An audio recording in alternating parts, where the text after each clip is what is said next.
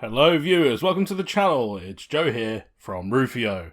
If this is your first time here, welcome aboard. You should definitely hit subscribe and the notification bell before we go any further and you realise how fucking garbage this content is.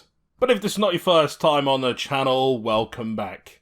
In today's video we're going to be discussing how the Tyranids multiply. Now, despite the fact that my most recent video was on the Demonculaba, this is absolutely not a Warhammer 40K reproductive system channel.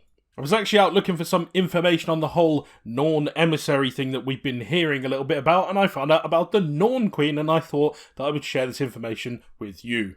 For those of you who are a little bit degenerate, like I am, stick around, you're going to find out exactly what this is all about. That's enough waffling on from me, let's get stuck into the video. So as discussed, today's video is going to cover Tyranid Reproduction Explained. In particular, we're talking a little bit about Norn Queens and their role in the Tyranid ecosystem. Now what I say next is likely to make some of you want to scream heresy at the top of your lungs, but objectively, the Tyranids' ability to churn out endless new bioforms and their ability to continuously appraise themselves and their foes in order to evolve into bigger and better monstrosities is nothing short of remarkable. Now, if we take out the fact that they are very much likely to devour us all, they're a pretty marvellous race.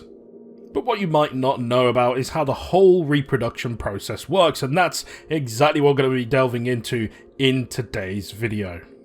The Tyranid reproductive cycle revolves around a Norn Queen, which is an extremely intelligent Tyranid bioform which uses its intellect to lead Tyranid swarms and chooses the evolutionary paths that they will need to take in order to be moulded into their new environments or even for tactical requirements.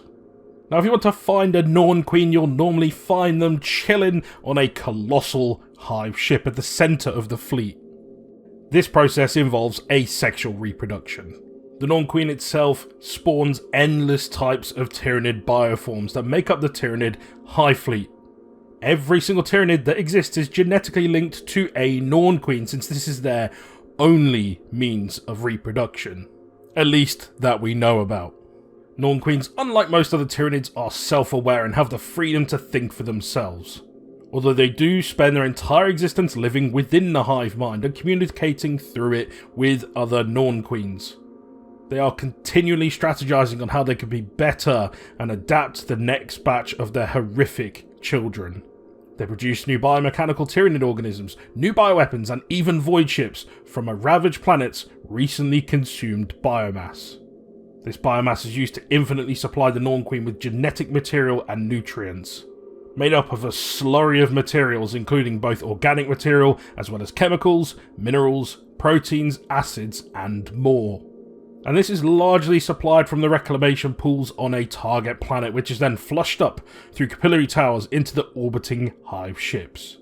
Additionally, the Norn Queen receives a bit of sustenance from other Tyranids feeding her, such as coffin crawlers, which pump food into her jaws. And when the Norn Queen is fed this grotesque feast, she breaks all of it down into genetic materials and disassembles the DNA structure. This allows her to create a little gene bank, which contains all the needed information to adapt and build new organisms. One way of thinking of this is a little bit like our own immune system, and it remembers the DNA sequence of an attacking virus. The Queen remembers every piece of DNA it consumes. Once a new genetic organism has been created from all of this, the information on how to clone her new creation is deployed out to the other Norn Queens to allow them to create their own. Everybody loves a bit of open source code.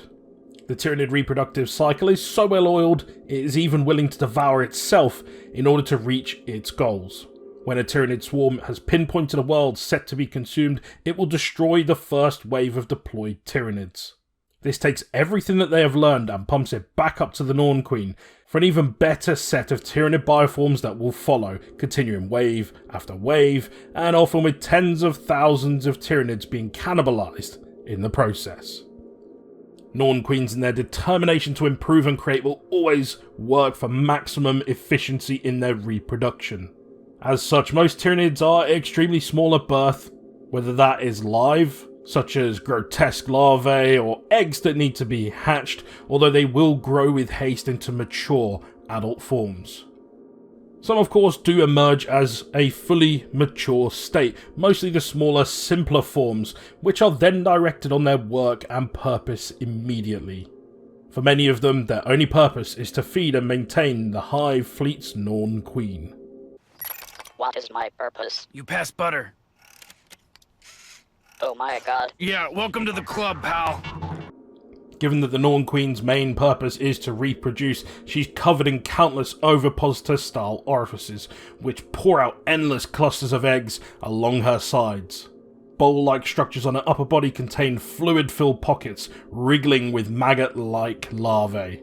Fetal amniotic sacs and various bioforms dangle from umbilical cords from her body, and worm-like creatures burst out of their incubation pouches.